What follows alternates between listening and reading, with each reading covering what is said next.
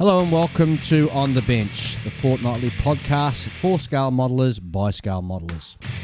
Available on iTunes, Stitcher, and all good podcast apps. While you're there, don't forget to mark us as your favourite so that you never miss a show. Fine Scale Modeler is proud to be the official supporter of On the Bench. Fine Scale Modeler is one of the world's most recognised modelling magazines and can be found in all good newsagents or wherever you purchase your magazines. Alternatively, you can go directly to their website, www.finescale.com, and subscribe to get the magazine home delivered as well as access to their digital edition. Hi, I'm Dave and you're listening to episode 45 of On the Bench. In this episode, we're going to be giving you the lowdown on building ship models. That's ship, spelled S-H-I-P. And to help us, we've got a new special guest joining us, Michael Gibson. A big shout out to Alan Gillis, who recently joined the ranks of our Patreon supporters. If you would like to join Alan in supporting the show, simply go to www.patreon.com/onthebench and pledge any amount from $1 upwards. Your contributions help us to offset the ongoing production and publishing costs and are greatly appreciated by myself and the team. We love hearing from you and welcome your feedback, ideas and even opinions. So don't be shy. Drop us a line at onthebench64@gmail.com or join the conversation and share your modelling triumphs and perhaps even disasters with us on our Facebook page. Just enter On the Bench into the Facebook search bar. Now let's get on with the show. And hello and welcome to everybody. G'day Ian. G'day Dave, g'day listeners. G'day Julian. Hello. And hello to our special guest, Michael Gibson. G'day, Mike. G'day. How's things? Good. Excellent. So what have you guys all been doing since last week? We were on last week, and here we are back again in the studio Yeah, again. I know, yeah. Well, the weather was actually kind, so I actually managed to get some modelling done. The weather has been crazy. We've gone from 45-degree days down to, it was 12 degrees yesterday at one point. Yep. In fact, there was snow up at Mount Borbor today. Yes. It's ever crazy. It's just typical Melbourne, Victoria weather, mate. And I can see that up in New South Wales, they've got some pretty big fires up north New South Wales. So 5 homes lost today. In Townsville, up very up north of Australia, where they got the massive Still floods are going up there, yeah. Poor buggers. What was it, 500,000 dead cows in the heat? Just crazy weather. You wouldn't want to live there. I just don't understand what's going on. Anyway. Climate change. So, you guys been doing any building? Yeah. What have you been doing? Well, working on the Shikaki. What else am I working on? You know, that project that just never seems to end. Did you finally get some paint down? I did. Oh, I know, yeah. It's a big bonus. I managed to get some of the hull red brown on. Lovely. So that took nearly a pot of paint on that thing. What about you, Julian? Not that much. I masked up one part of the canopy. Whoa, go hard. Well, to be honest, I technically sort of need to mask both sides for a change, because it's open, so it's like at an open upward sort of angle, and I masked the outside of it like I normally do, and I realized, that's the side that doesn't really get seen. Yes. What's that on your lightning? Yeah, the lightning. Yeah. Mm-hmm. Yep. Yeah. Well, I've done absolutely nothing. Okay. Yeah, so I've got to get back into it maybe this weekend if I'm lucky. I'll see what happens. Sure. Yeah. Michael? I've been doing a bit. Well, before you go on to that, how about you give us a bit of a rundown, a bit of a bio on yourself for the listeners out there? Just a constant model builder. Got 5 on the go. 5 ships? No. Oh, 5 models? I build everything. Okay, cool. 2 ships, a Graf Zeppelin, an Indianapolis, and a recently completed Hawaii. Oh, lovely. Okay, we'll get into the meat of that later on, I think, and have a nice chat about our shipbuilding capabilities and how to build ships, and we'll talk about all things. It's amazing how much mail I've had asking for us to do an episode on shipbuilding. Yeah. And I think, as I said last episode, I've because it's one of my favourite subjects, I've deliberately sort of steered away from devoting a whole show to it. But episode 45, and we've crossed the threshold of over 52,000 downloads now, which is fantastic. Nice. So, you know what? I'm going to be a little bit indulgent this episode, I think. Sounds like a plan, Dave. Ships are good. They are. Yep. Well, how about before we get into that, we'll have a look at what's new in the modelling world. And we'll kick right off with a new decal company. Now, this company is called... I'm going to try and find where it is now. Exito. Correct. Exito. And I've got no idea where they're from, but anywho...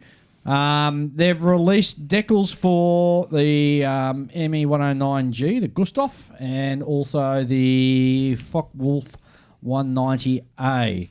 And this is a great launch into the decal market, and I've got to say, it looks absolutely fantastic. Yeah, they come with nice profiles too. Indeed, they do. So and what's really interesting, so there's 3 decal sheets for 3 of the Gustav variant, the 109 G6s, and one of them is really appealing. It's looks like it's a captured one with great big stars and stripes flag on the side of the fuselage, with some stars on the wings, and that looks absolutely brilliant. And it makes something really different if you're a 109 builder. Well, that looks reminiscent of the Hasegawa kits that were the Prisoner of War editions. That's right. Yes, I remember that. Yeah, pilot wanted to fly back to his own lines, so he managed to get a 109 and slapdash a big American flag on the side, so the American pilots and British pilots wouldn't shoot him down, and made a big run for it. Also, the colour plates they give you, they also give you the colour call-outs and also the relevant paints for Mr. Hobby and also AK Interactive paints as well, which would be a great help for those of you out there who struggle sometimes with the German RLM colours. And going off the looks of this particular 109, I'd say this guy got captured pretty early in the war, because when he painted his stars on the wings, he's still got the big red dot in the middle. Yeah, I'm not quite sure. It'd be interesting to sort of find out what the story of that is, of that particular aircraft. So I might do some research and come back to that next episode perhaps and just find out a little bit more. The FW190s. Well, the top one's a good one, because it's got a Tatzel worm on it. You like your Tatzel worm, don't I you? love the Tatzel worm. Again, these come with colour plates, and not only do you get decals, but you also get stencils with this as well, with this kit, with this decal sheet, or decal set, I should say. Right, yep. So certainly, if you're interested in building schemes that are a bit different out of the box for your FW190s and ME109s, go and have a look at Exito, and their website is www.exito.com, I believe. Yeah.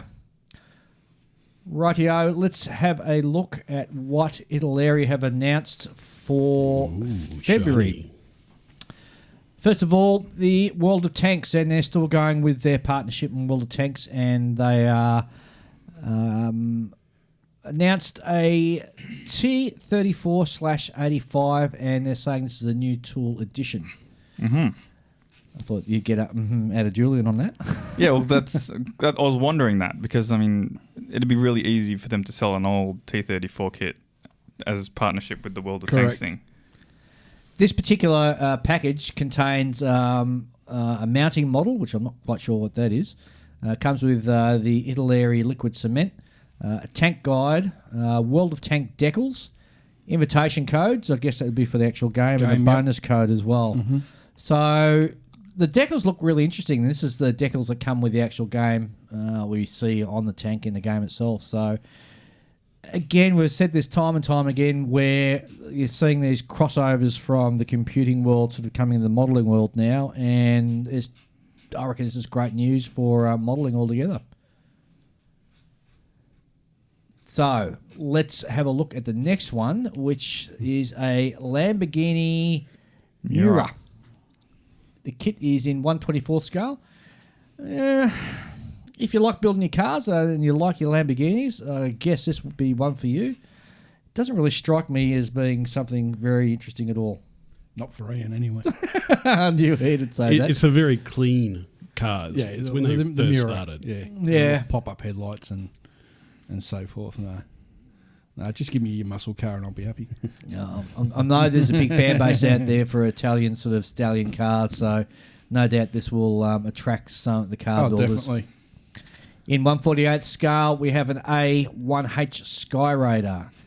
Sexy looking aircraft. It's a real sort of beast of an aircraft. Just a bigger bomb load than a B-7A. It comes with a number of different decal choices. One is for VA-145, the Swordsman, that flew off USS Intrepid in 1967. Decals for VA-176 Thunderbolts, that also was off Intrepid, but in 1966. The next decal I find really interesting. It's for VNA AF 1st Fighter Squadron CO, which flew out of Bean Hull Air Base in December 1963, and it's got a really interesting sort of flash on the side of the fuselage there. In fact, that's Vietnamese, South Vietnamese aircraft decals, I believe. And, of course, there is also one for the US Air Force, which was the 6th Special Operations Squadron out of Da Nang in the spring of 1969, which got that lovely Vietnam-era three-tone camouflage for the aircraft. So it's quite a impressive decal sheet, and I'm sure that's going to build a lovely aircraft for those of you who enjoy this particular aircraft. It looks like it's got a really nice moulding. Yeah. A 15-centimetre Panzerwerfer, 42 off SWS in 135th scale. It's half track with the rocket launchers on top. and everything's enclosed. The half tracks, this is obviously the half tracks were used by Germany for supplying troops to the front. They didn't quite make the link to using it like modern armies do with APCs, but they certainly modernised a lot of their half tracks to do different things. Yep. And this is just another variant on that where you've got it with a is that a Nebelwerfer you'd call it from memory?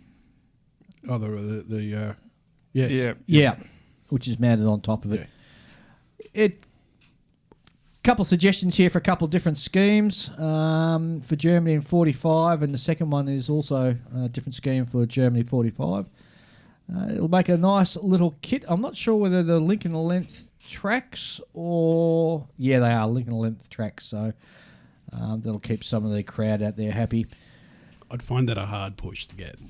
Not when I can get something like Rommel's half track. Is that the one with the skeleton in the back?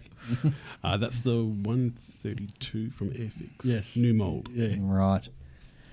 A Kifar C2 172nd scale. This was the development by Israeli Aero Industries from the Mirage 3/5, which they completely rebuilt, redid the avionics in there, and sold them on to South Africa, if my memory serves correct. Yep. Great little aircraft. 3-4 different paint schemes. The one I love the most is the paint schemes where you got those big sort of orange or yellow triangles on the wings and the tail. Safety orange. Yeah. Just so that the anti-aircraft guys know which aircraft not to shoot down. Which would be quite difficult when they're going that fast. You're not going to really notice, are you? No, you're not. And what was I saying? What was I saying today somewhere where I think it's Canadian Air Force on their CF-18s. They paint a silhouette of the cockpit on the underneath, on the bottom, yeah. on the bottom of the aircraft. So that just makes people a bit harder to sort of distinguish what attitude the aircraft is when it's doing sort of low-level bomb runs and stuff. So I reckon that's pretty cool. So Totally that's agree. it from Italy. Wingnut Wings have recently announced they have in development a whole heap of resin figures. Been going in development for years. Yeah, and I thought I'd just touch on this because some of them really caught my eye as being quite interesting. They're sort of... It would go well setting a diorama for their Wingnut Wings aircraft. There's some guys there with looks like a little hand cart loading some weapons. There's a pilot there with a dog jumping up on him. It just something a bit different and unusual coming out of Wingnut Wings. I guess it goes with their pilot. Well, the resin latest, cast the last 4 releases from Wingnut Wings have all come with figures. Yeah, well, that's true too. No news on when that's coming out. It's just in development, and Wingnut Wings, being as they are, will announce to the world when they're ready. When they're good and ready. Well, that's all I've got for What's News. Seeing we sort of had such a detailed sort of What's New last week. Yeah. Pretty well, that's me tapped out. Yeah, I've got nothing new. No, that I know haven't of. got anything to have we to mentioned? add. Have we mentioned the new 109 from Tamea, the 72 scale? Oh, I don't think we did. Yeah, Tamea's released a nice 109 G6 Oh, lovely. in 172 scale. Very nice kit, very well engineered as per Tamea. Available now, or? Yes. Oh, excellent. Cool. Any new purchases, gents? It's only been a week since I saw you last time. Constantly. No, I model every day. I just spent a good hour and a half online tonight trying to source a North Star figure set, and I'm having no luck at all. Well, how about you put it out there to the So listener if anyone can source me the 1 to 350 scale Japanese pilots and flight deck crew, let me know. You're not able to get them here in Australia? Well, I've had them on. I've put a request in with B&A, but that was nearly 12 months ago.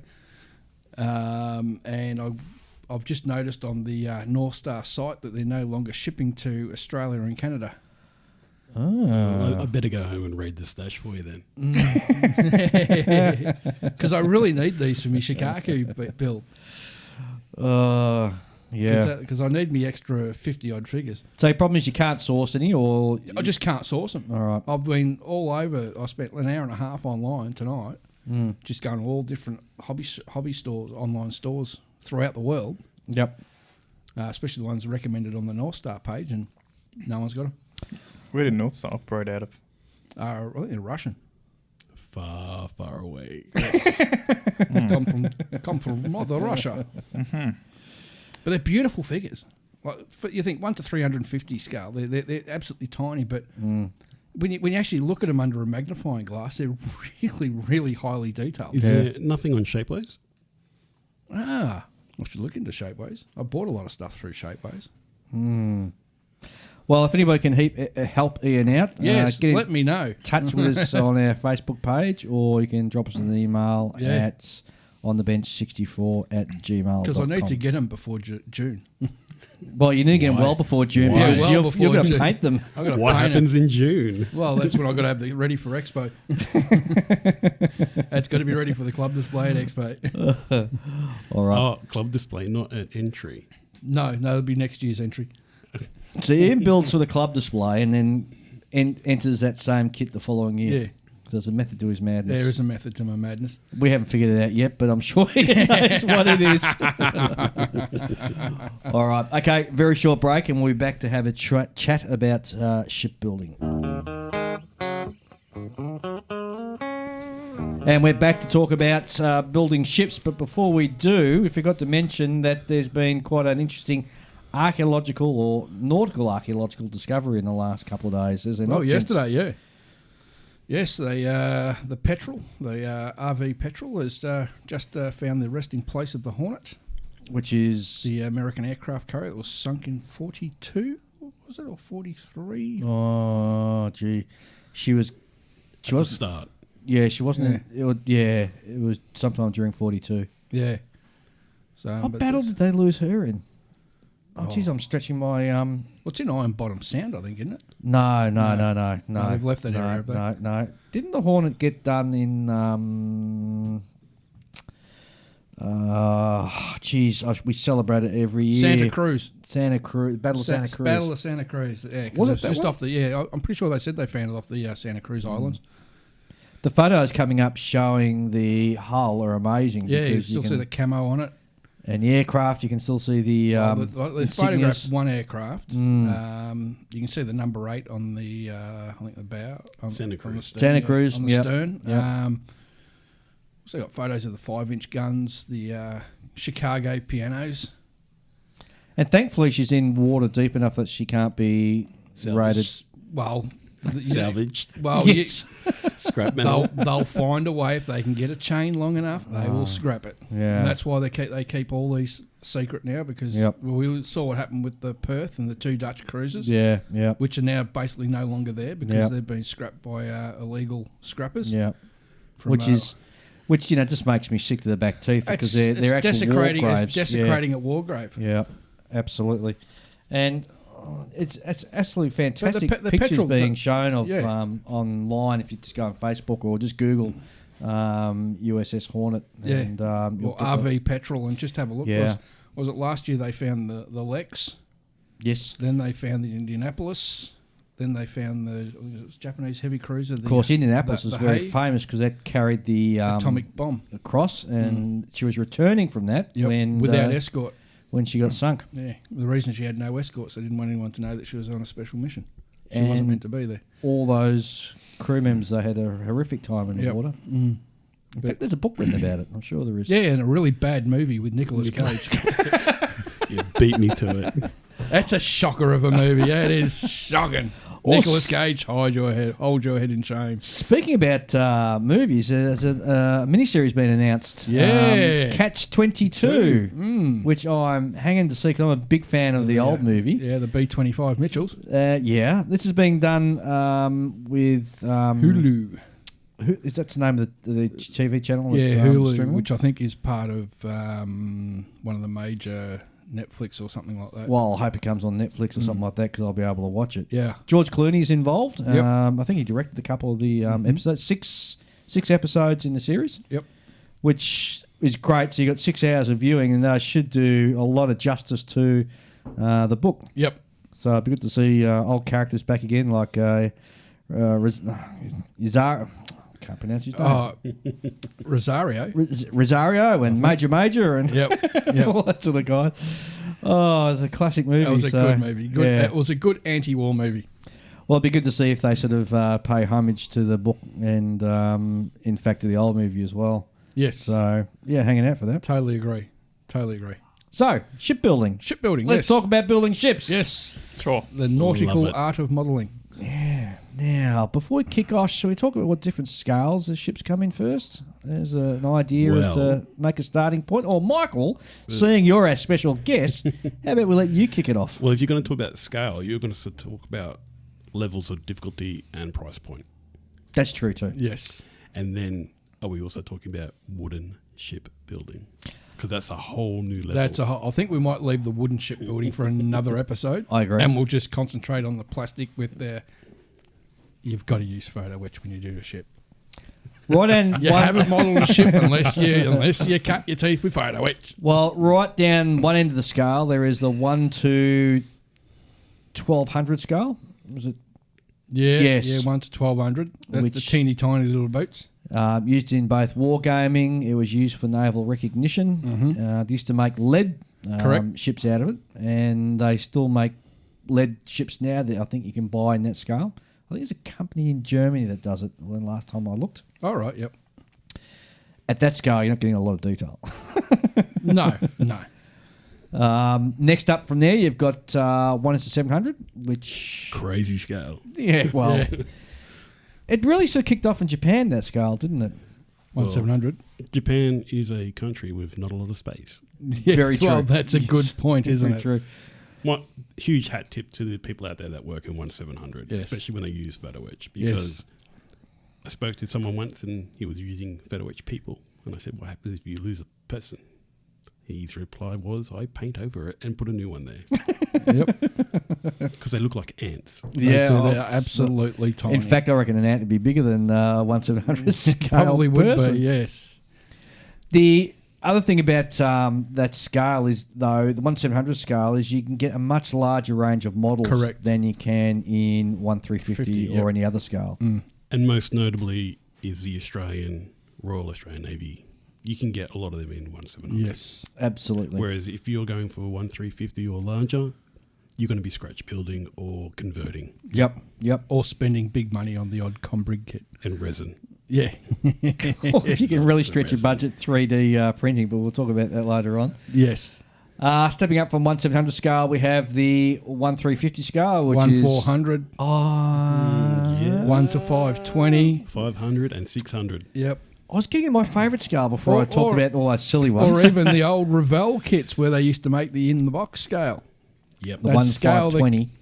Scale the kit to fit the box. Yeah, stupid Revell. Yeah. Well, if you want a Colossus or Majestic carrier, you're looking at either 1/600 or 1/400. Yep. Yep. You don't get too And much that's going to be your choices. Sydney or Melbourne conversion Yep. for an Australian ship. Didn't the Canadians run the Colossus as well? I don't know. I'm pretty sure they might have just directly after the war because the Royal Navy was handing out the carriers left, right and centre. But that's where you're going to go. Yeah, In that's right. You haven't got any Yep. choice. Yep.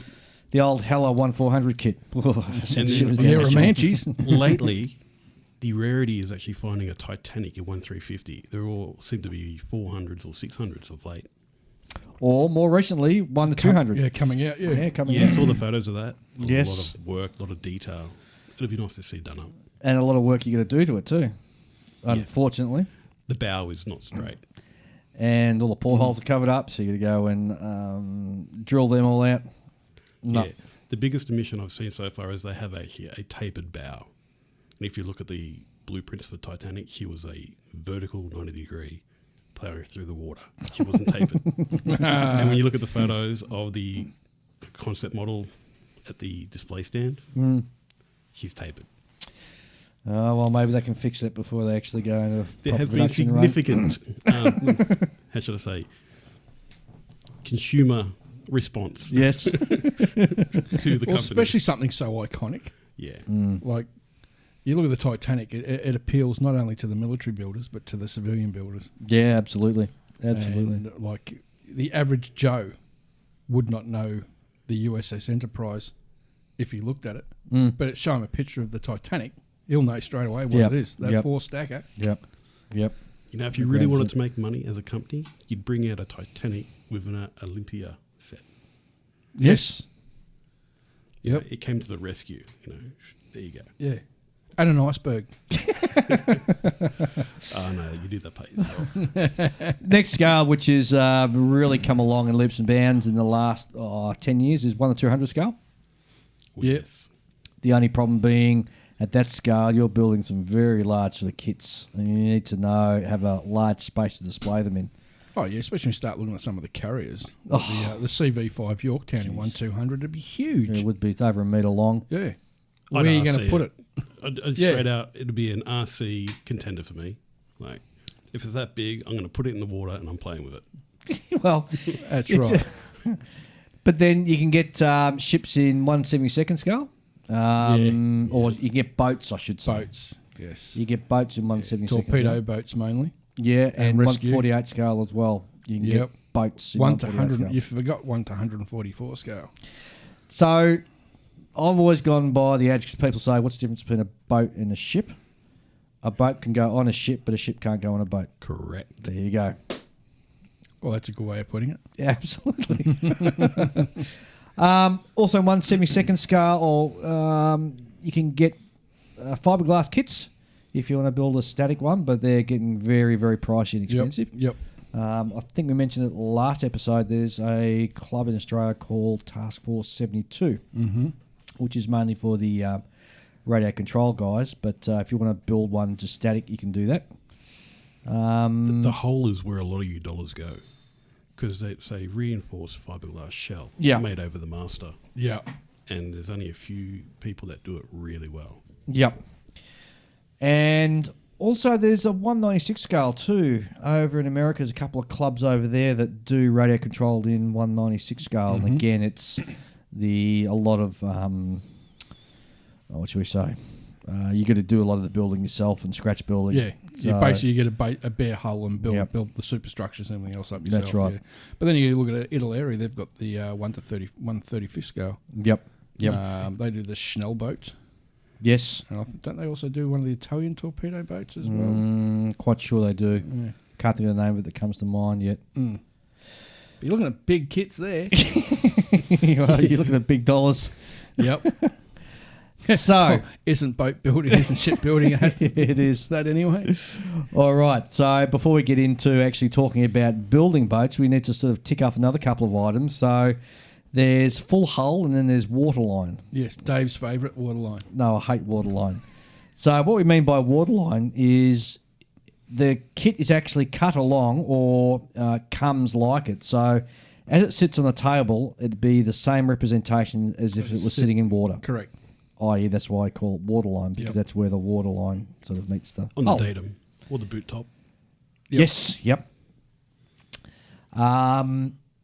That's where I was. So you've got that, and then, of course, you've got your decision whether you're going to weather it to make it look like a representation of a photo or, a real-life sort of ship, or you can do it to what they call museum quality, which is pristine, clean, straight out of the builder's yard, with not a lick of rust on it anywhere. Yep.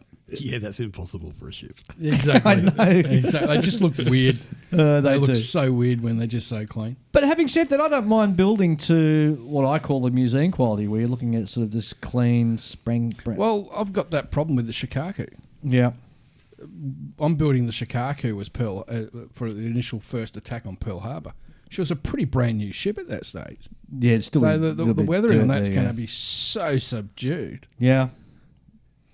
Yeah. But subtle weathering would be true to a clean ship or one that's just been maintained or Correct. come out of the dock. Yeah. There'll be just a slight bit of, whether rainwater or where they've washed the deck, where the water flows. Yes. So, And that's it. So let's now have a chat about, okay, so there's different scales, there's different types of ships you can build to. Where should one aim to start for their first ship? Or something easy. All right. Of course. Well, I disagree. Oh, you're going to go to something really difficult. It depends on your outcome. What do you want to achieve? Yep. So, against what you can buy and afford and what you're happy to have a go at, that's where you look at your starting point. Yeah. If you've got a real burning desire to build battleships, don't go buy a tanker or a submarine. Yes. Get the battleship. Correct. Because your passion's going to be there. You're going to be invested and you're going to want to do it. Yep. So, Totally agree. for me, I always look at what I want to achieve, what I want to build, and that's what I get. I think it'd be scale. If I was approaching it for the first time, it'd be what sort of scale do I want to build in? How much detail do you want? Well, that's true. That's what But you can drives get a my lot of scale. detail in 1/700 scale, though. Yeah, I can't see that small anymore. It's just too small. Yeah. And my fingers can't hold the tweezers for that long. Yeah, exactly. So Yeah. I think you're going to decide what scale you want to build in and what you're comfortable with Yeah. building.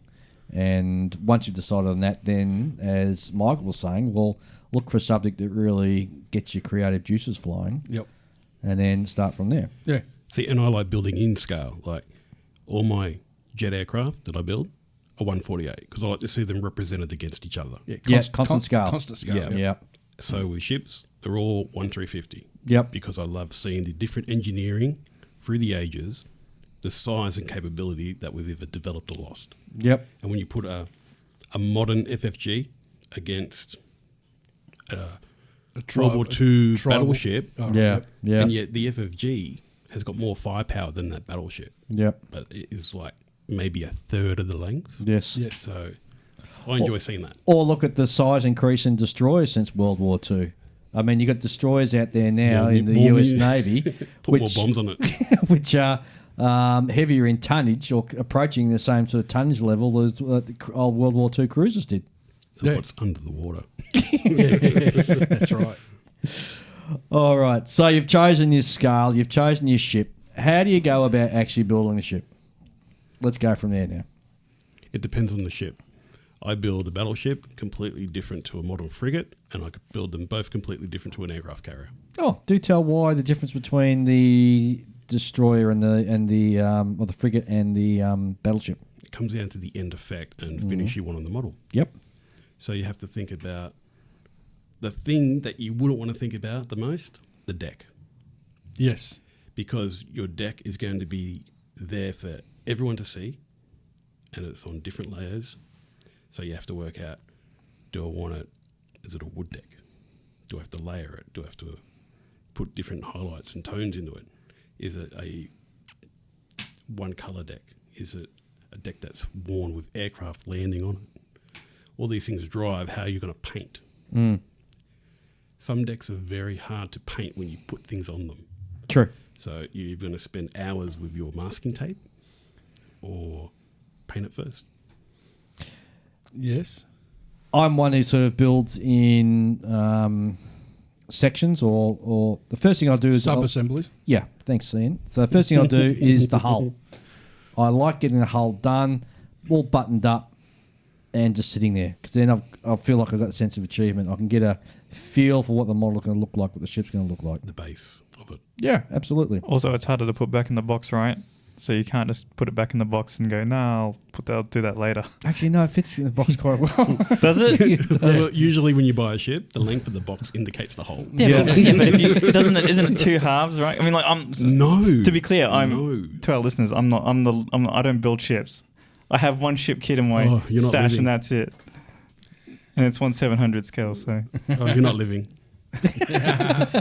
Generally, they do fit back into the box. Even if you glue the two halves together. Yeah, Yeah. sure. Yep. Okay. I think some of the Tamiya kits even come with sections. Some of the later kits came with sections in the box, like cardboard sections, that you can actually transport the built kit inside the box you bought it. Yep. And Hobby Boss, Trumpeter, Yep. all do the same. Yep. Yeah, they've got that little cutout, little cardboard cutout with the shape of the hull, and you just drop it in there. Yep. Oh, so it's actually by design. Yes. Because I know like a lot of the Hobby Boss kits are just too big for what they contain.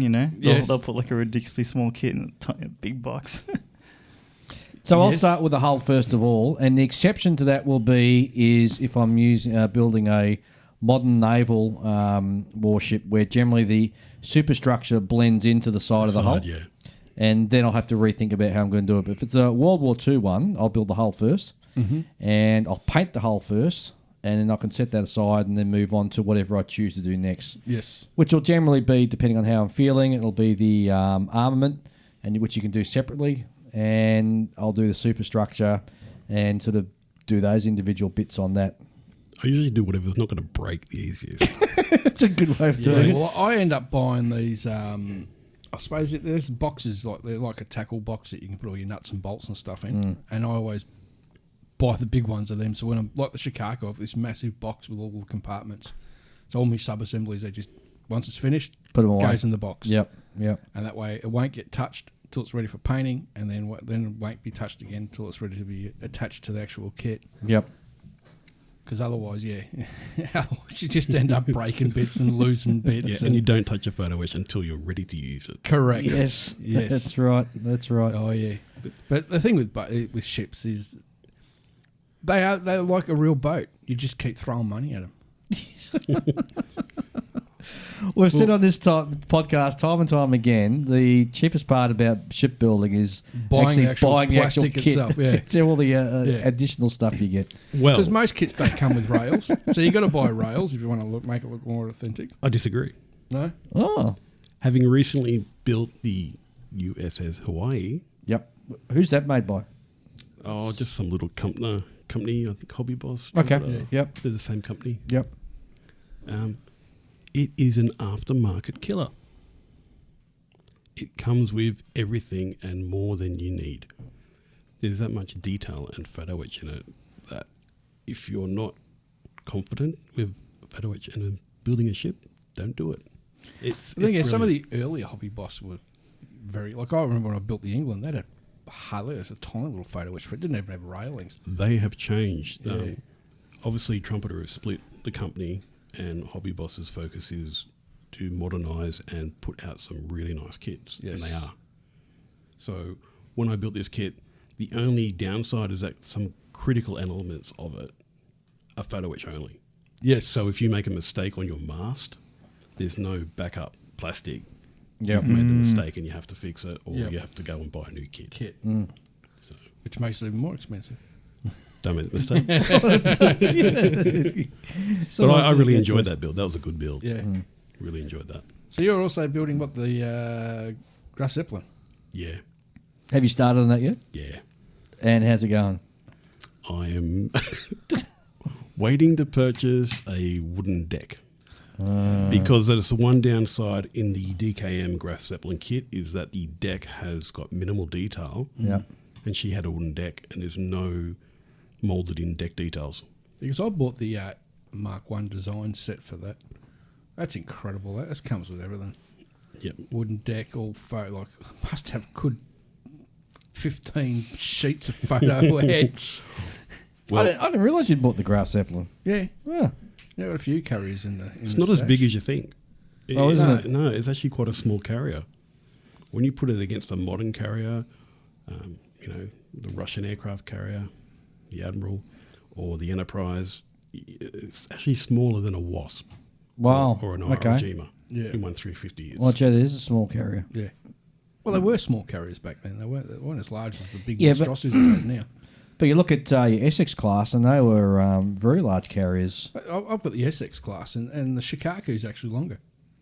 But you got to remember the Graf Zeppelin was a ship being built by two different factions: Yes. the Luftwaffe and the old Kriegsmarine. Yes. Yes, Right. yes. And both heads of those various organisations were fighting over Yep. how the aircraft carrier should be built. Yep. So much so that the effort ended up going into the U-boats. And they went, we don't need that because the U-boats are working. Yeah. So she wasn't realised. And then the United States came along and went, check out what we've got. We're going to dominate. And they did. True. Very true. So she wasn't fully realised, and that's why she wasn't big, because they didn't understand what an aircraft carrier could do. Yeah, but the Germans had a different philosophy to what their navy was going to be and be used for, rather than other navies. I mean, they knew from the outset, apart putting aside the U-boats, they were just going to be a navy made up of raiders. Yeah. And the idea was to interdict the SLOC, Sea Lines of Communication. I also noticed with the Graf Zeppelin, that's some very weird ideas too, like launching aircraft. Yeah. Like you have these little cradles that run on the catapults that just like the undercarriage was already up, and they just flung these things off the cradles. And once it got to the end of the flight deck, the cradle would like hit this bumper, flip over on its side, and go down a chute, and then go all the way back down to the initial starting point, so I could load up another aircraft. Well, that's just showing an experience of that particular navy in regards to aircraft It was a carriers. very early catapult system. But, yeah, exactly. when you do look at the model itself, like I said earlier, the engineering of the decades, it really shows off feeling their way. And you look at it and go, did that work? How did people not die using this equipment? They probably did. They probably did. But other than the detail lacking on the top deck there, the main deck, which is, everything on an aircraft carrier, it's a really good kit. Really good detail. Yeah. Good instructions too. Yes, that's what I noticed with mine. They're very good. So once I've done all my sub-assemblies, that's when it comes to actually assembling it all. But this is where I sometimes, this is where you really got to plan where you're going to put your photo etch if you're doing railings and such. Last. Yes. But here's the question. Do you paint the railings before you put them on or after you put them on? Depends on where you're up to with your finish. If you've still got bare paint, you're brave, because if you try and glue on a railing, it's going to peel that paint off if you knock it. However, if you clear coat it, it should attach quite well and stay there. Clear coat the The ship. The ship. yes. Before you put it on. Yep. If you clear coat it, it should provide a good bonding surface and you'll have no trouble with your railing. Yeah. If you try and glue straight the paint and you knock it, you're knocking the railing off. I learned that the hard way. I think we've all learned that with railing. Because railing can be really tricky, especially that really thin stuff. Like some of the railing you get with some kits, like it's thinner than a strand of hair, and basically if you breathe on it, it bends. And I think we're a bit lucky down here in the southern hemisphere, unlike up in the northern hemisphere. If you're doing your railings, if you do them, they've found up there, if you do them in long runs, the railing on the sides of the ships, with the difference in temperatures that you get up in the northern hemisphere, the brass stretches and contracts and stretches in the heat and can tend to go ting instead of come away from the actual ship itself. Oh, that'll annoy me. Oh, You've built your model and it explodes. So what they do is, so instead of having a long run of railing on the side, they'll actually cut that railing and put it on into the smaller sections. It's got a bit of expansion in there. Correct. And it won't go flinging off the side that's a good idea. ship. Yeah. Tell you what I have been enjoying. Yep. Indianapolis. Oh, good ship to build. She's a small ship, but so much detail. And I've put the WEM photo etch on it, and it's just insane. It's great. Did they give you an A-bomb to put on the foredeck? I'm thinking about it. It'd be a tiny little A-bomb in 1/350. Just be this little round thing under a tarpaulin. Yeah. Okay. So that's how I do sort of World War II stuff. And I said modern stuff, a lot of the superstructure actually sits flush with the hull itself. So I've got to rethink that. And I'll do the base superstructure, marry that into the hull so it's no seamless, or there's no seams, I should say. The ship that comes to mind is the Perry class FFG. Ali Burke. The Ali Burke's another good one. There's some Chinese... Literal class. DDG 1000. Yes. All of those ones. And San Diego. LPD. And once I've got the base superstructure all moulded nicely with the hull, then I'll attack and paint that and do the rest of the superstructure and sub-assemblies as such. Yep. Painting? How do we go about painting? Carefully. I still paint the deck. Yeah? And I'll use a little bit of white spirit and remove where it's going to join. That way I get a good bonding surface between the upper superstructure and the hull. Yes. And then you can still work it, and then you don't have to worry about getting in there and masking that deck because it's already painted. Or you paint all your vertical structures and you can mask them really easy and then paint your deck. Yeah. I try and do as much as the deck painting as possible before I actually do the assembly side of it. Yeah. And that way I'm not sort of going over the same bit again and again and again and again. I just try not to touch it. It's like, that bit's done, leave it alone. Yes. Just leave it over there in the corner until we're ready to touch it. So once I got the hull done and built, I'll then paint that next. And I'm talking about World War II subjects here, or even the modern stuff. I'll put the skegs in, the propeller supports for the propeller shafts. They're called skegs. Yep.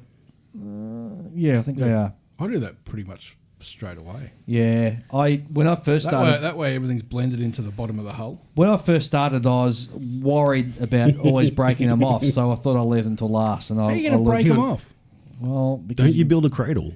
Well, I do now. Yes, I just get a bit of Detz foam, cut out a section of it, put it in there, and I just touch the foam. I don't actually touch the model when I move it. I bought I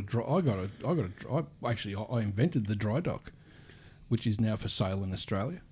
Which Dave's got one. Yes. The Perspex one. Yeah, the Perspex, which is adjustable. Yeah, that's a great thing. It is. That was like a 10-minute invention that I gave to a mate of mine, and he's got a CNC machine and knocked it up. And it's a laser cutter, didn't he? Yeah, laser cutter, CNC laser cutter, and it works a treat.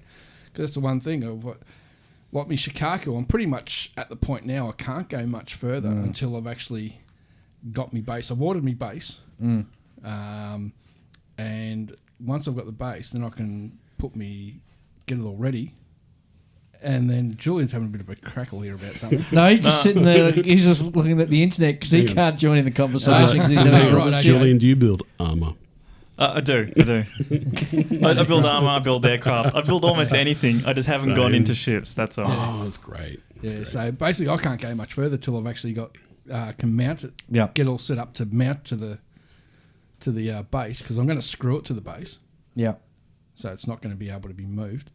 Well, see, when I first started shipbuilding, I didn't know any different, so I wouldn't put the skegs on in the prop shafts because I was worried I'd get it knocked off. You know, I'm a bit of a ham-fisted fool sometimes, and I move my models around, and it wasn't until I came across the idea, I thought, hey, this is going to be a better way of doing this. So then I used to have it sitting in a cardboard cradle, and I've now got the new cradle that I use. And so, to cut a long story short, I now put them on before I start doing the painting of the hull because it's all blended in. Yeah, it's one of the first things I do. Propellers?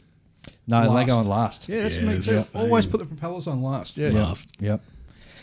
So it comes to painting. So the biggest thing on ships is people seem to have a lot of trouble with the boot line, which is the black line that is Signifies between the water line. Well, yeah, signifies. So it's between the HUD red hull, if that's what the hulls are usually painted, Or something- green. or blue, or black. or black. It's actually easier for the painted black. So it just knows the boot line. And a lot of people really sort of seem to struggle and have a lot of problems and are even scared of actually going ahead and figuring out how to do the boot line. Yeah, with the boot line too, is I don't actually paint it black. I paint it NATO tyre black? black. No, tyre black. Because it's got that little bit of off Correct. grey to it. Yeah. Yeah. So it's because I find blacks and whites Too on stark. such a small kit is what it just jumps right out. Unless you're doing museum quality. Well, even then it jumps right out. even then, when you put your final clear coat on, you'd have to tint it Yes. just to take that starkness out of the colours. Just so it blends everything in so much nicer. Well, why do you think people don't like their boot line? Or That's not that like they're scared of tackling it because it's getting that straight line all the way around perfectly to the hull, with perfectly in the right position and everything. I'll tell you my solution to it, and you can laugh. He's laughing already. I haven't even said anything yet. So what I do is I'll paint around in the proximate area of where the boot line is. I'll paint it black or whatever colour I'm using in. So usually a sort of blackish colour. Let that dry. Then I'll get a corresponding piece of tape that is about the right approximate size of the actual boot line. Width, yep. And then just eyeball, looking at images of the ship, eyeball the tape onto the ship. it's a pretty good way of doing it. So now I've got my boot line all set. I'll then burnish that tape down. I might then put another light misting spray of black on top of the tape to prevent any leakage into that when I do my other colours. And then I'll do the hull red, if in fact it's got a hull red on the bottom. Yep. And then I'll flip it over and cover that all up so that doesn't get any overspray on it. And then I'll do the camouflage on the side if it's got camouflage or just straight grey. Then I can rip the boot line tape off and bingo, I've got this beautiful black boot line. Interesting way of doing it. How do you do it? I just mask it. That's what I just said I did. Yeah, but I just mask it. You mean you mask around it? You don't. Yeah, I just mask around So- it, mate. You mask around it. Yeah, so Ian Yeah. would be masking the grey or whatever the colour is Yeah. and the bottom whole colour Yeah. and doing it between. Yeah, Well, that's a lot of work. not really. You can actually see width as Yeah. well, rather than. And the good doing thing it with and hiding when it. you're using like Tamiya tape, the best way is start at the front, get approximate length, pull it tight, and then pull it out Yeah. on a bit of an angle, and then as it's tight, then you just bring it out, and it's got that nice straight line. You just put a little bit of stretch in the tape, Yep. and you're guaranteed to get a straighter line. There's a few ways to do it, and as long as you get your end result, it's all Yeah, good. that's right. Yeah, And the thinner the tape is that you use in its width, the more flexibility of go around corners you're going to have. correct. Agreed. And there's also the Tamiya bending tape, which is Yes. just auto painter's tape Yep. cut Yeah, down. yeah, exactly. So I've got some of that. Never used it. it's good stuff. Yeah. But you've got to be careful that you get it to tack down. That's what I was worried about because it feels so much different to the standard Tamiya tape, like the standard Kabuki So tape, if you pull it up a few times, you are going to lose your tack, Tack, and yeah. then you get bleed through. which is what whereas- you don't want. Yeah. Whereas sometimes I use tape that's a mil wide, Yeah, I've done Yeah. that too. Yeah, and that's on top of my boot line, and then I put it on. I also go with the theory that darker paint will cover up lighter paint. oh, always. So I can always do the boot line last, depending on what I see in the ship and how I'm liking the side of it. So, Yep. but then I also pre-shade my ships before I put my red hole on. Yes. Yeah, I do that too. So Pre-shade. I actually go for a slight discoloration, and I don't go for a solid red hole. I like a little bit of pinks and whites underneath it so that it shows. Well, that's an interesting discussion because there's a number of different ways you can do your pre-shading. There's been the zebra effect where people just do black zebra stripes right across the hull and then paint on top of that so they get a sort of, what do you call it? The oiling or the cannoning? Or No, where not so much the oil canning effect. It just gives a sort of mottled sort of, not mottled, but Oh, it yeah. just changes the shade of the grey you're putting on top. Different Because you go- tonality. yes, thank you. Yeah, you can contribute, Julian. Look at that. Look at that. Or you can also do the marble. We've seen that. You can people do your the marbling marbling effect, where they marbly sort of like with the airbrush the main colour and then go over the So top. it's all painted black, and then you just put the colour on top, Yeah. like the aircraft guys are doing. Yeah, and then you just build it up. Although that's a That lot of gives like building a up to patch. doing a 1/200 scale ship or a 1/350 scale big ship, isn't it? Well, that's right. But But ships don't tend to marble. That's the thing, they don't marble. And Yeah. they're built in square plates, welded together. So every plate's different. Yes, they paint over it, but they don't marble. They rust. yes, yeah, they do. They rust. So- They corrode. So I wouldn't use marbling on a ship because for aircraft, marble all the time, especially in naval aircraft because of the salt air interacting with the metals. But a ship doesn't rust from salt water. It rusts from electrolysis. Yes. So there's a totally different effect. So I wouldn't use marbling. But I would do pre-shading, and I do. Especially around where there's big bits that are welded, like your stabilizer fins or going down to your prop shafts, because they're going to have signs of being attached. Yes. Yeah, they will. Yeah. True. Very true. Absolutely. Yep.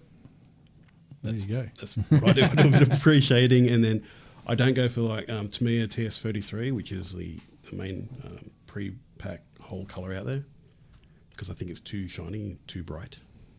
But that's just my personal preference. I do like AK Interactive's whole red. Just bring your mic around a bit more because I'm losing a bit.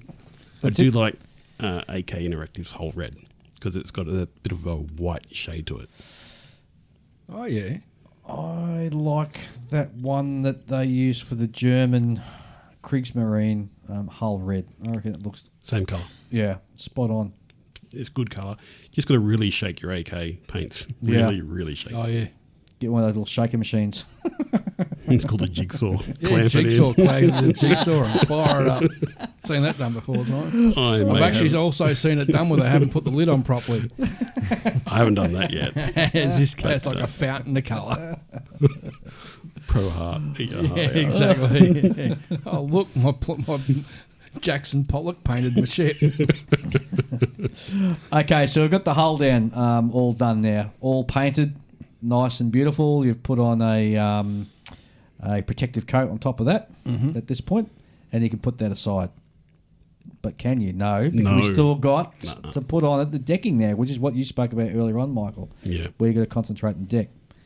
Now, the decking you can get wooden deck sheets to represent the planking on battleships, on aircraft carriers. I can't think. Cruisers had wooden decking as well. The destroyers didn't so much in World War II. They were just sort Roma? of, yeah, I think. Yeah, the Italian ones did. So yeah, Did Arizona have some wooden decking? Arizona's a battleship though. Yes. But you can the wooden or decks you that you go buy. Japanese and have linoleum. Yeah, well, that's true. Yeah, that's a good point. That's Ian. very brown. The wooden decks that you can buy now, it comes in two types. There's Mark 1 Designs, and there's a lot of different companies doing. but there's some that already have self-adhesive on the Correct. back of them, and there's others that don't, and you've got to put something down to actually stick it to the plastic. Yep. I've only had the one that's self-adhesive. I've never tried the one you've actually had to put down some type of glue underneath it. Have you guys had that? Tried that? I don't buy wood decks. I'm only buying it from a Graf Zeppelin because there's no detail on that deck. Okay. So if you have a wooden deck on any of these ships, Just paint it. you just I paint it. Yeah. The thing is with paint, when you're using it for a wood deck, there's only one thing you need to remember. Wood is not even and it's not the same colour. So you bear that in mind. You lay down a base colour, pick out To some me, planks. flesh colour. I usually Deck tan. use a deck tan or a wood or a wooden deck, anything like that, but no browns. Brown will be too dark. So I've tried. It's worked on submarine that I've got. I put down Tamiya flesh colour, let that dry, and then you get some raw umber oil, and you get a really rough brush and just smear it along. It gives that effect of a wooden deck. Works really, really well. I haven't tried that. Oh, works really well. I just use paint. No. Just paint it. the reason I don't tend to buy the wood decks is because the grain, it's not scaled down. It's still 1-to-1 from the tree. Yes. So, and having a look at the manufacturers out there these days, especially what they're putting out like now, the wooden molded decks are excellent. Oh, they are. They've got the separation plates where the tar-laden ropes would be put in between them to keep the joins good. They've got great wooden detail, and they've even got separation points for where they'd meet the metal superstructure. So I think you should have a go at painting the deck if you get one of these models that's got these details. So here's a historical question, a technical question. Putting aside the aircraft carriers that had wooden decks, why did big ships like battleships and cruisers have wooden decks? Flexibility. On top of a metal hull. Flexibility. And shielding. Okay. Because when they fire those big guns, everything moves. And they've got that flexible top outer skin. Okay. That's what I think. Ian, Makes sense to me. It got told to me they'd do it for cooling because it keeps the sun off the hot wooden deck, the hot metal deck. Well, it makes sense as well. Well, it does, There's except, probably a lot of if you reasons. have a ship operating in the North Atlantic, then it's pretty useless. Yeah. So, Yes. Having But been there's around wood- there's- ships and seen how they've evolved over the ages, where they've needed things to be cold, they've usually put in a cooling system or forced air. So I wouldn't go with that one. I'd say they needed a skin that protected the ship from the elements. and gives.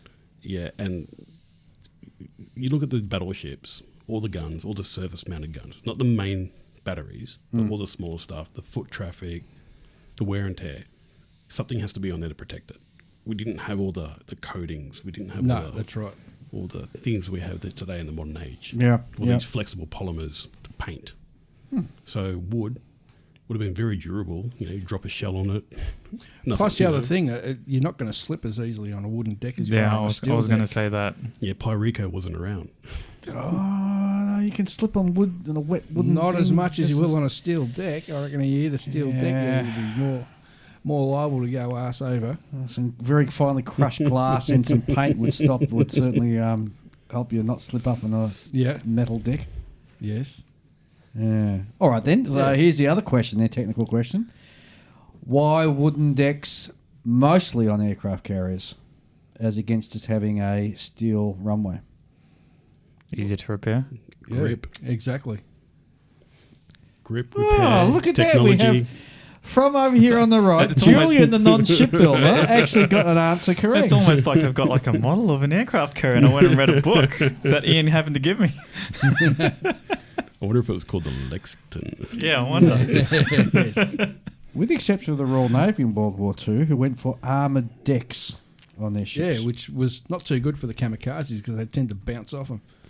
Not too good for the ships, because after the ships were surveyed at the end of World War II, they found, in fact, that the hull had been warped and misaligned because of those strikes on the actual hull. Oh, really? Yep. Ah. So in the end, the American ships, such as the US Intrepid, the Essex and all that, which I think the Essex got hit once, they just patched up the wooden deck and off it went, and the hull was beautiful and straight and sort of operated into the 60s, 70s. Yep. Whereas the British carriers that were just a great big sort of steel box pretty much on top of a hull, they had to say, see you later. Well, look, saying it's the Japanese design on their carriers, those were just asking to be sunk. Those things, Yeah, but everything they- was enclosed. Yeah, and- but their and philosophy was a bit different. It was a wasn't lot They different. didn't- A lot different. Plus, they didn't have the technology that the rest of the Allies had. It's interesting because listening to the US Navy talk about how the Chinese Navy is now coming through with aircraft carriers. I know we're digressing, but we'll get back on subject in a minute. But they're saying, have a big threat and everything it is. But, if you listen to the wise people from the US Navy who work in air operations, it's going to take the Chinese a long time to master this because... Also, the latest I heard about the Chinese are going to use electromagnets to catapult their aircraft. Which is what the Americans are doing now in the new Ford-class aircraft carriers. But everything that the US Navy and indeed the Royal Navy, which has now gone back into carrier operations, all the way they operate, they have come from lessons hard learned Yep. over decades and decades of flight operations. And here we have the Chinese Navy sort of stepping in, and they've got a huge learning curve ahead of them. Oh, they do, yeah. Huge learning curve. Massive.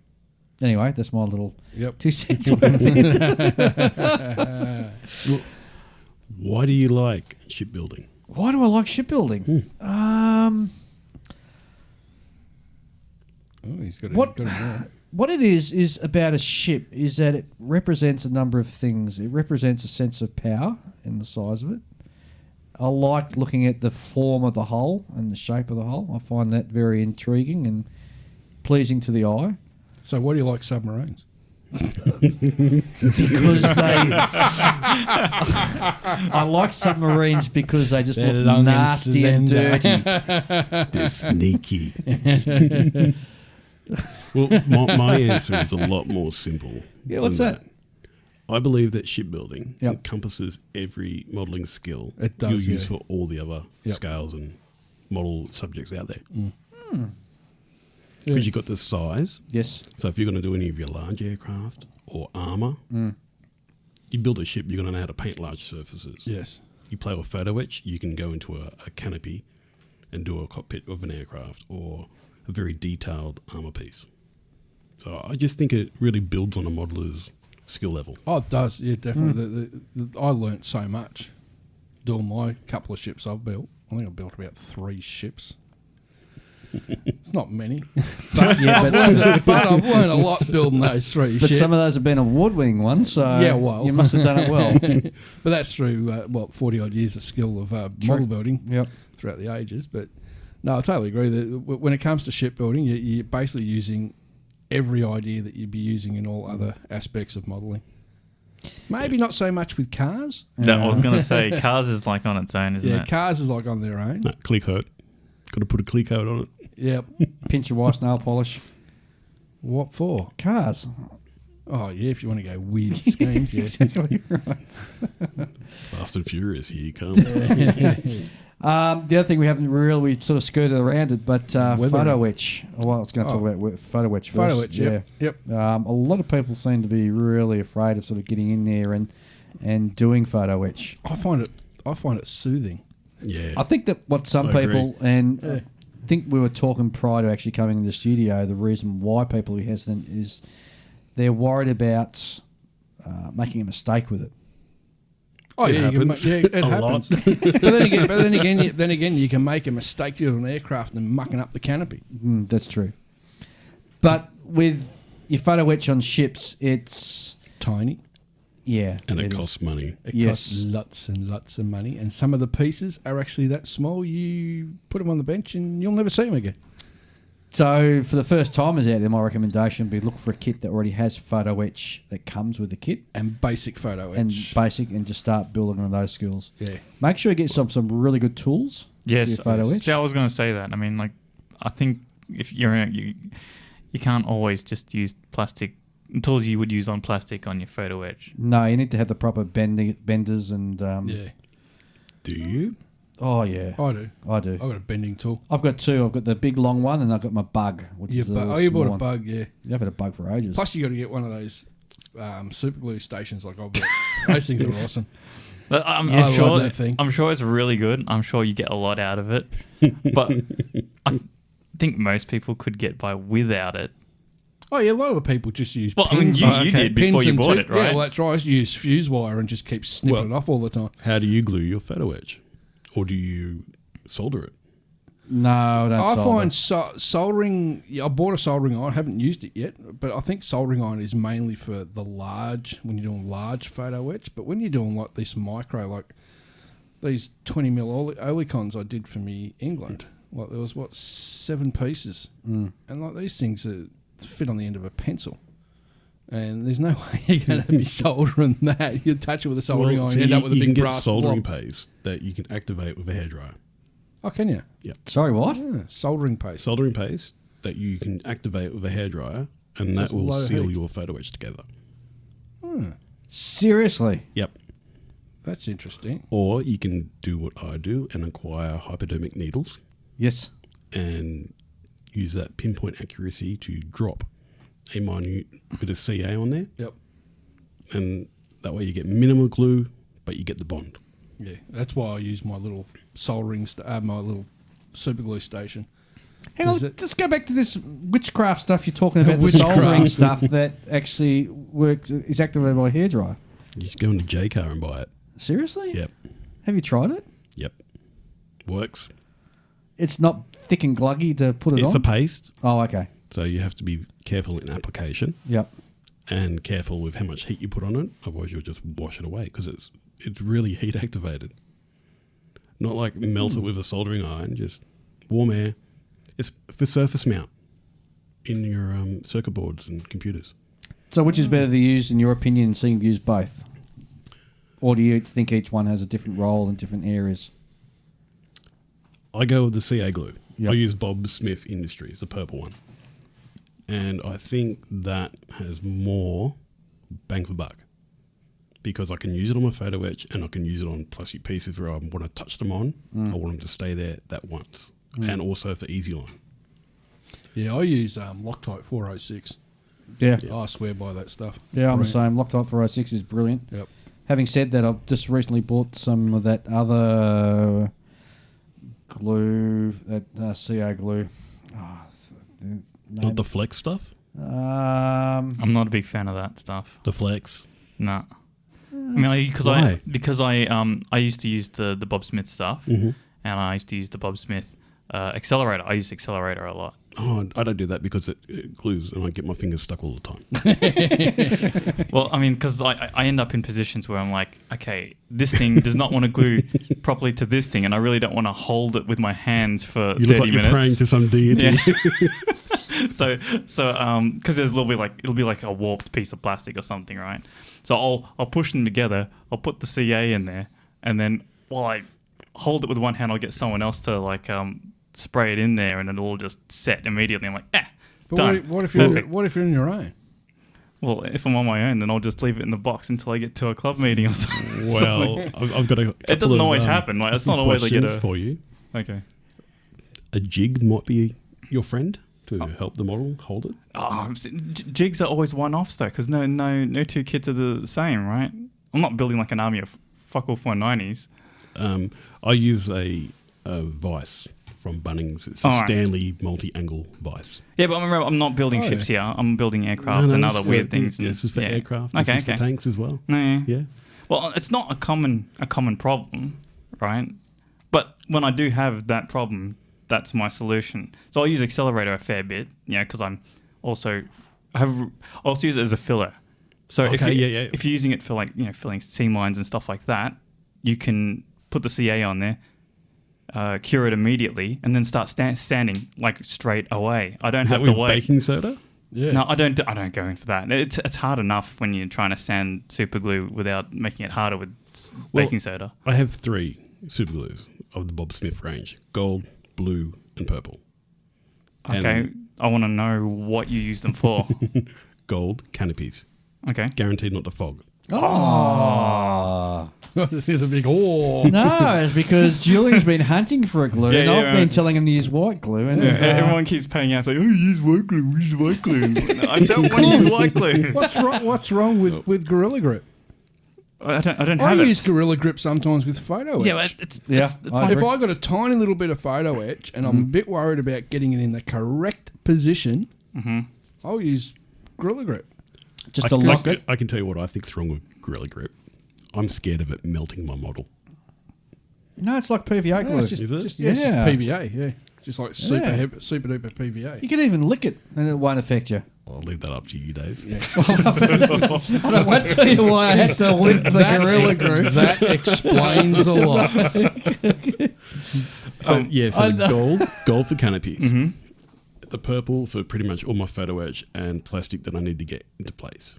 And the blue runs like water. I am. So if I've got a really, really crappy space to get into, I'll get the nozzle in, give it a squeeze, and just let it run. Yep. So Capillary. I can hold it with one hand. It's like, to me, extra fin. Yep. But I totally super get glue. it. Yeah, well, see, Yeah. I've sort of... I initially started off with the gel, Bob Smith Industries super glue. The purple one's a And now I've gone to, the generic super glue they sell at Woolworths. at the supermarket, that's very watery. And I've sort of gone, I get it now. Because people used to say, why are you using gel? It's for everything. And I was that's what I got. Each one of them also has a second rate for curing, for first drying. Mm-hmm. So I also look at that, like how long have I got to play like this? Have I got 1 to 3 seconds, or have I got 5 to 7? You know, So with Loctite 406, once it touches, it's stuck. Generally, I reckon you get about 2 seconds to 3 seconds of movement. Yeah. If that depends what you're doing. If you're doing like a flat area, forget it. Once those touch, it's bonded there for life. So here's Dave with a delicate part in his hand, and he just bent it, and it's in the right shape, and he just about to touch it with glue, and of course Michelle will come in and say, "Oh, Dave, look at this!" I go, no. Leave me alone, woman. So back to the super glue thing. So what was the other brand that you mentioned? There's the green and pink ones. Those bright. What are they called? Oh, the CA Zapagap. Yeah. I started out with those. Oh, okay. Yeah, I don't like those. And doing the bicarb soda dust on trick to instantly cure it and then sand it down. Okay. Yeah, I don't do that anymore. Yeah, well, see, I bought that stuff because I was like, I can't get the other stuff, so I'll get this. I'll try this one. Yeah, why not? And then I tried my accelerator on it. Doesn't work. I was just sitting there going, why isn't it working? I really need this thing to glue right now, and it's not doing it. Sometimes you really do have to go like for like because of the active constituents involved in the chemical. So, but I don't like the CA glue because I just don't think it glues well. I think everyone likes to use what they either first come in contact with or what they learn to know. Yeah, because you don't want to start back at square one kind of a thing. Like when I'm doing a build for someone, I don't guess. I go with what I know because I don't want to go, I'll try that new CA glue out, put it on, and the canopy fogs, or the model starts melting down the side. Like, that's a bad call. I'll go with what I know because I want the result. Mm-hmm. Yeah. So that's what that makes sense. But yeah, I like Bob Smith. It works, and I do a lot of photo etch, and the purple really does bond with it well, and it gives you time to get that photo etch either meeting if it's a circle or right angle bends, and just almost like plastic weld it, but you're using little brass bits and glue. Yep. But yeah, as we just said earlier, it's therapeutic. Photo etches. It's wonderful. It is. It's great. I can sit there and just zen out. The day's gone. Like doing and those. I've only built one anti-aircraft emplacement. I spent the whole afternoon doing it. Usually it's when you do like a whole heap of anti-aircraft guns. Usually the first one takes a while, but once you get the first one knocked over, you build them all at once. Like I'm dreading me Yorktown. There's 80 20 mil olicons. Each one's got about 7 or 8 pieces. Oh. You should look up the Hawaii. It's got more, has it? There was a bit of photo etch, and the gun emplacements, every single one had photo etch. Oh, cool. Like I said before, that was an aftermarket killer. There is an aftermarket set for it, but if you buy it, you've just got money to burn. Yeah. You don't need it. Well, I went as far as like I've just been buying bits from Yorktown, and I went as crazy as far as to actually find WEM makes interior detail sets for the aircraft. Yes, it does. And I bought a whole heap of them.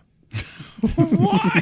So I got on seats the next and episode, control Ian's columns vacuum forming canopies. Yes. Well, that's what a big worry is with me when I do the Shikaku, because all the canopies were open. Yeah. So, and all the aircraft, they're all got enclosed canopies. Yes. Which means I'm going to have to do a lot of Saw 'em chopping, off. saw them off, and then cut and make little canopies and glue them into place, and then put little pilots in there. And Sucks to be you. oh no, it'll be fun. Do you at least have like a designated asylum that you're going to be sent to when you finally go? Hello. Or you find me in a fetal position under my mullet ears. Ian's not in right now. Rocking back and forward. But no, photo etch is fun. Yeah, it's But great. what I really think people don't consider sometimes is not using the photo etch. When the plastic kit would give you more detail. Yes. Or it's something round and it needs to be round, don't put the flat bit of photo etch in there. Yes. Absolutely. Totally agree. Just because you got photo etches, man, you have to use it. Yes. But you And- paid for it. paid for it. Yeah, I know, but And you paid big money for it. yeah, Because the stuff's never cheap. See, I reckon Ian would probably think about that more because he really likes seeing the empty photo etch fret. Yeah, there's nothing more Job's therapeutic done. than holding up that empty photo etch fret and going, yeah. 8 more to go. Or you look down in the bottom left-hand corner. Why are you there? Yeah. What have What's I this? missed? Exactly. Where does that go? Are you a spare? Because with the Shikaku, the only photo etch I could find were actually the Fujimi photo etch sets. They're grade up sets. And we're talking nearly $80 for one sheet of photo etch. It is stupidly expensive. But the instructions are like a single sheet. And you go through the instructions, and next thing you know, you're looking at the photo etch sheet, and there's like a good 2 dozen pieces still there. And you go, well, where the heck does this go? And especially like with Japanese aircraft carriers, there's not a lot of information out there. You should try looking up the Graf Zeppelin. Oh, yeah. I've got a couple of books on the Graf Zeppelin. Or the Russian aircraft carrier that's currently not in service because the dry dock sank to the bottom of the ocean. Oh, did it? yes, yes, it Russia got no aircraft carrier. with the aircraft carrier sitting in the dry dock, it sunk. With the aircraft carrier sunk as well. No, Oh. it floated, but the 2 cranes from the dry dock went down and smashed on top of the flight deck. So now it's got 2 whopping great big holes. Oh. Now, here's the thing. That dry dock is the only dry dock in Russia that can fit it. And it's at the bottom of the harbour. Well, it sucks to be them, doesn't it? Yeah. And they're looking around going, hey, other countries, anyone want to help us fix our main, arsenal here? And they were like, nope. Nope. We're not going to help the Russian bear. But you know what? I've got her to build. Yeah. And I've got her photo etch. It's 5 A4 sheets of photo etch. Oh my god! A4 sheets of photo. I've never seen A4 sheets of I should photo have brought etch. it in, sorry. Yeah. I've never seen A4 Wow. sheets of photo etch. Wow. Oh, yeah. It's going to be epic. That's a lot of photo etch. How do we attach our photo etch to our model ships? Well, as we said, super glue. You got any other methods, Ian? Well, super glue or little tiny bits of, if it's tiny, I'll just use me Gorilla Grip. Oh, you use Gorilla Grip as Yeah. well. Drill. Drill. Pin vise. Yep. If it's something that's precariously up on top of a mast or radar, I'll pre-drill a section and bed down into it. Yeah. So okay. that way Yep. you know it's not going to fall off or get Because then you've got a reservoir hole for your glue too. correct. Yes. So our photo etch is all done. Next we come to the R word, rigging. Oh, easy. All I ships. love rigging. All ships. That's another favourite of mine. No, incorrect. All ships have a form of wire/rigging. DDG 1000. The Zumwalt. No rigging. Yeah. It's all internal. Challenge accepted. I'm going to go and have a look at that now. But like some rigging, like I remember when I did the England, that's the amount of rigging I put on that little destroyer was insane. There was just a lot there. You did a lot on that. Okay. Yeah. And the thing that came with, because I bought the gold medals photo etch set and it actually came with eyelets. So what I did is, because a lot of the rigging, like from the mast, was like about 4 pieces that all went down to one point on either side of the mast. So you just glue them to the little eyelet and then drill a hole and then just glue it into the deck. Well, hang on. Beautiful. Before method, what type? What And type do of you what? buy pre-made? Because on the market now you can get pre-made rigging. Oh, like photo etch rigging. No, strands from MIG Ammo.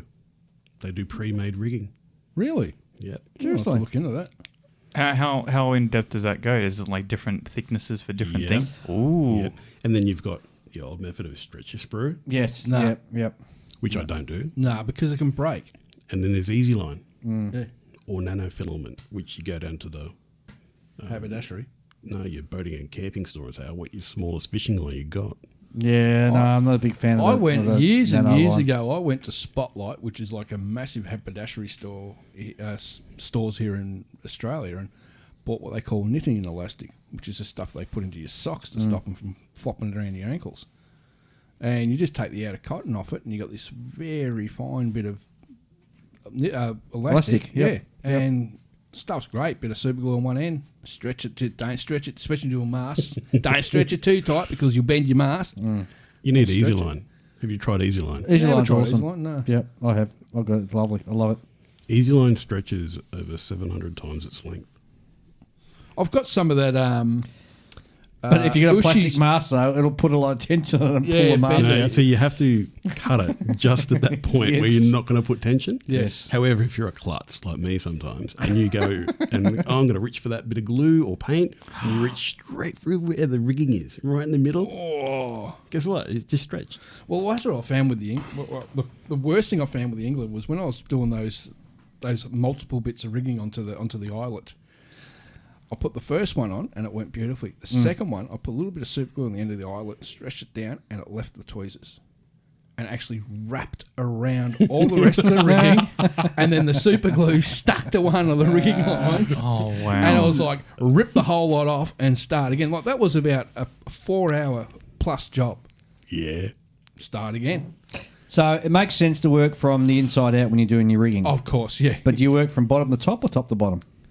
Depends on the model. Depends on ease of reach. Yep. Where you can get to glue it. Because some places it's a lot easier to glue from the top than it would be to glue the final section to the bottom. And on a modern destroyer, if you're going to do rigging, you've got to do your centre line for your main flag that's flown. Mm-hmm. And depending on if you're going to do any fans, which are the wires that go up the sides. If you look at a modern FFG that we have in Australia, we've only got 2 left. Perry class. Yep. They've got what they call fans, which Yep. are antennas that go up the side. They're not ropes. But behind them, on a 90 degree, is the halyards, which are the ropes for all the flags. Yes. And then in the centre of the main mast, you have another line that puts up your main pennants. And when you're either ashore at the berth and harbour, or if you're out on the ocean, what flags you're flying where. So if I'm doing modern, I'm going for that centre line straight at the main mast. Then I'm working inside to out. And then I'm working on the horizontals. Let's circle back to the DDG 1000 because I've just had a thought. They must have some type of... Because the Americans are absolutely nuts for flying a great big American flag. Hey, it's So a they mo- must it's have- isn't it a futuristic ship? Yeah. They probably just use a hologram. All right. Okay, so we've built out... I'm showing Oh, here we Ian go. the picture of the ship, and he'll see that it's got like 0 rigging. I'm gonna be a man on a mission, and it's and I'm at gonna- sea. And is it flying anything with stars and stripes? Not that I can see. Well, that's unusual for the American Navy. They cannot go anywhere in the world without flying their flag. How do you communicate with your normal flags, which you're required to do as a complying with the rules of the sea? If you can't hoist flags, Dying art form. Don't really have to do it unless you're in company, maybe a replenishment where you're right next to each other, and they open up their hatches on the side, just yell at each other. and they stand actually inside internal hatches that open up, and out they go. what about your signals that they normally hoist up, restricting the ability to manoeuvre and all those sort of signals? It's a stealth DDG. That Oh, good question. Yeah. But there's no visible rigging on that picture. No, there wasn't. Couldn't see Oh. anything. yeah, your eyes are shot anyway. So, My eyes are shot, from doing those small little kits. all right, let's. Oh, geez, we've done nearly an hour and a half now. It's all right. We Yeah, still haven't touched on weathering I ships. know. Okay, let's talk about weathering. We still also got to how display. We're going to display it as well. Well, Yes. I think with weathering, you have to do the first thing again, the deck. Yep. Because that's going to define how your overall ship is going to look, because it's the biggest surface. Yep. And especially like some of the earlier Second World War, look, the American ships where they actually had a wooden deck that was painted. You're going to have like travel where people are walking. Are you going to have like, the paint worn off? I think the Lexington that I've got is wooden deck, isn't it? Yes, that's wooden And deck. it's all painted. Painted, yes. Deck But- blue. Also, on the modern ships, you have to think about where the superstructure meets the deck. Because you're going to have 2 different colours. The deck and the superstructure are always different, Yep. just to differentiate where parts of the ship end. Correct. And with your 2 metals meeting and lots of water, you get your electrolysis, there's your rusting.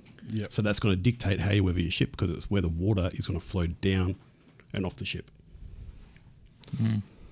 He's like a dog with a bone. Dave's now online and he's looking at the Zumwalt. I'm telling you, I'm going to find a damn He's gonna rigging find it. line on there That's somewhere. a beautiful picture of no rigging on that ship. And everything, enclosed, buttoned up. Bang, found one. Yeah, but that's dress ship. It's dress ship with a line, and there's your flag, and I bet you there will be. Let's go blow that No, up. he's going to blow it up.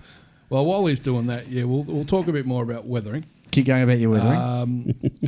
Like I like using I think it's AK. They use the streaking, and they've got this really nice salt streak for the naval range, which I find works really well. If you do it subtly, comes up a treat. Really, I use that on the hole, on Yeah. the red hole. Just Yep. get that white patina. Yep, Yeah. yep. That plus you get the red streaking grime and rust. As you said, rust. There's always rust here and there.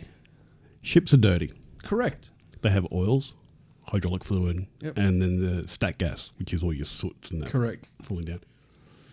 I use Starship Filth, which is one of those new MIG pre-oiled brushes. Yeah. Oh, the oiler brushes. Yeah, Yes. Yep. yeah. And I find if you don't seal your model in parts, and then don't seal the model, apply a little bit of this pre-made oil paint, which has been thinned, then a little bit of white spirit, and you get that natural, dirty, oily look Oily look. Yep. Yep.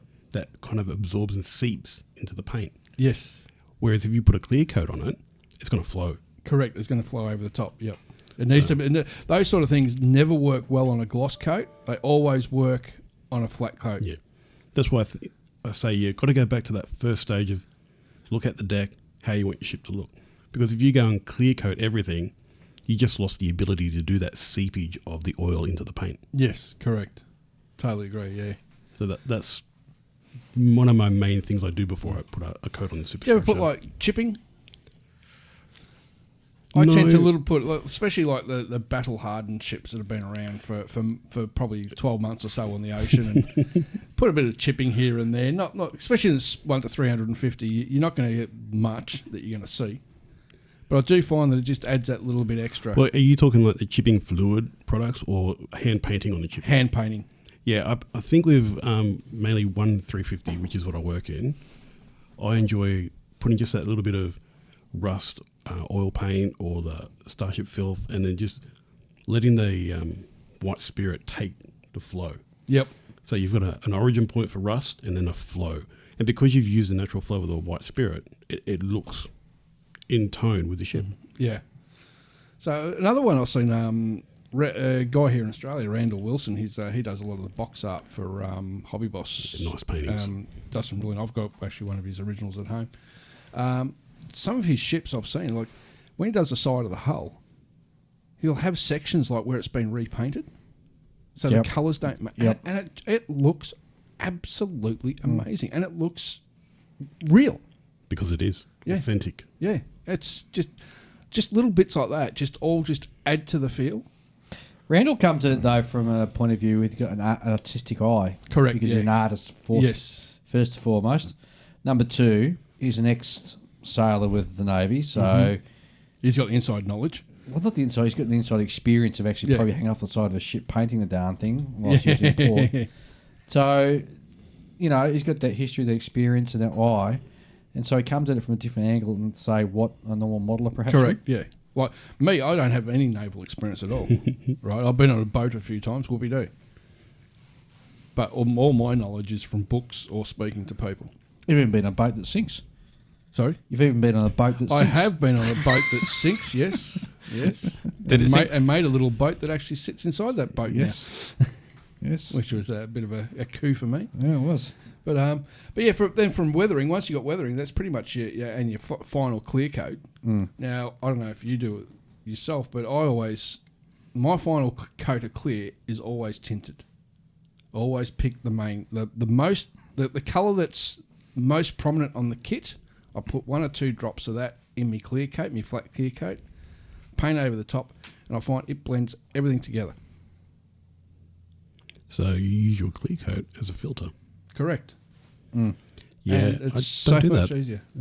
It's quick and easy. I haven't done that. I have to try it. It's brilliant. I tried it out one day and it just worked. And it's like I've been doing my modelling ever since. Couple of drops of the most prominent colour into your clear, and you look at it. You put a couple of drops in, and you look at this thing, and it's like a muddy colour, like a weak coffee. And you think, oh, this is going to ruin it. You spray it on there, and you can't even. It doesn't jump out as badly as you think it will. Your shell boat. Yeah. That's a really good example of it. Yeah. I can remember that one. Yeah. The tint shows it's beautiful. So and then once you got all that done, then you got to mount. How are you going to mount your Well, that was ship? the next sort of the final sort of thing to finish off as how you're going to mount the darn Well, thing. one of the first things you have to think about. Yes, Exactly right. Am I going to drill through this hole, or am I just going to use what they gave me as a base plate? Yeah. So I don't like the base plates. I hate the plastic base plates. No, to give you. I'm don't yet like to them see at a all. good one. Yep. I always I've got a guy here locally, Michael from Base 44. Does probably the nicest bases I've seen. Does Wooden a great bases, job. Yeah, yep. wooden bases. I usually measure up my kit and then add usually about a centimetre or depends on the size, a centimetre and a half wider and longer.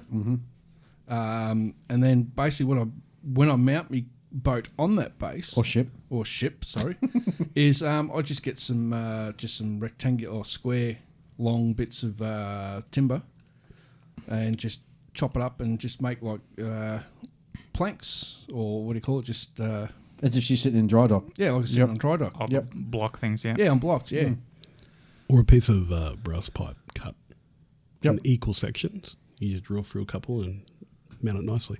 all right. Yep. Some people even get, I can't think of the name of it, little brass lamp sort of attachments, and Yes. they mount it on that into the hole. Yeah. It looks really good. Trouble being proper brass is you got to go back and polish it all the time. get Yeah, tarnished exactly. over a Let bit it of time. tarnish. Let it tarnish. Give us some authenticity. You are built, you are mounted, and that is where you'll stay. Yep.